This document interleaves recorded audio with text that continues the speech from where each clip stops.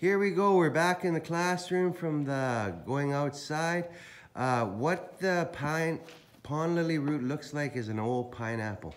And so what we're doing right now is what we actually did out at the dock, so we could leave all of the remains back to Mother Earth, is we're just trimming the edges. And you don't have to do this edge trimming on this phase. We're only doing it as an example because we'd already done the outer layer. So we're just showing you, take as little as possible when you're trimming, and because it's all good medicine. From here though, once we get it back into the house or into your classroom, we start slicing it. And that's this next stage right here. And when you're slicing it, try to keep the thicknesses as consistent as possible.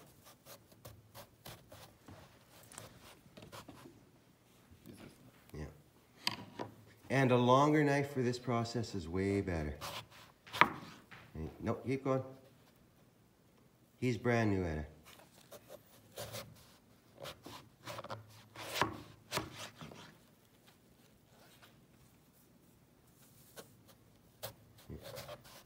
The reason we have to keep it the same thickness is so they don't dry all at the same time, or all different times.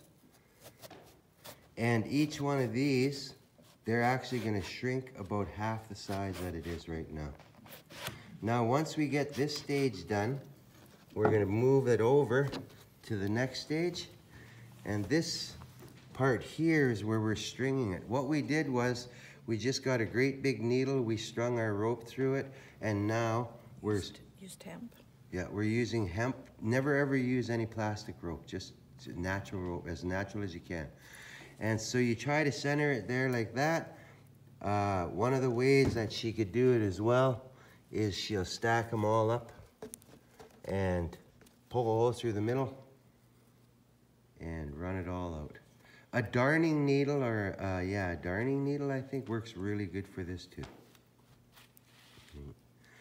Now all the little bits and pieces, they can get put on there as well.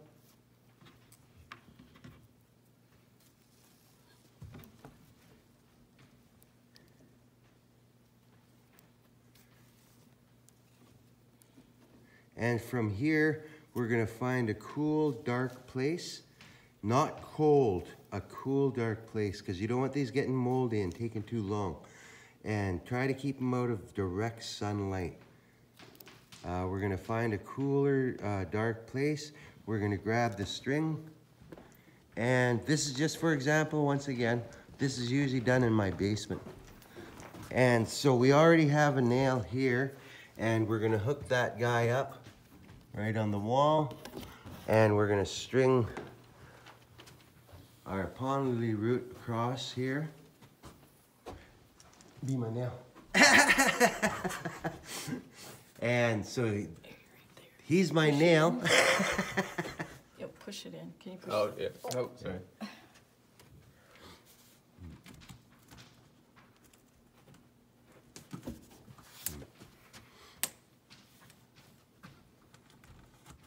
And from here, this is the really important drying process part. If you have a really long string, then you can run that string back to the other side, back and forth, back and forth. But this part here is so important. I learned the hard way, especially because when you get a really long string, the string actually droops down. And so whenever you hang the pond lily root, make sure none of them are touching. Even if they're touching a little bit, like just like that little bit right there, that part will get moldy right in there. So you got to make sure that there's no contact of any type. And so as we get this whole string filled up, these spaces will start coming together a little bit closer because of the fullness on the string. So normally they're about that far apart. And they are about that thick. This thickness here is kind of a little bit too much. This one here is probably perfect right there. Perfect thickness right there. And as you do it over time, this is a perfect one right there. As you do it over time, you just get better at it, right? And the next step is where we After it's dried, we're gonna grind it, we're gonna put it in capsules. Okay, thank you.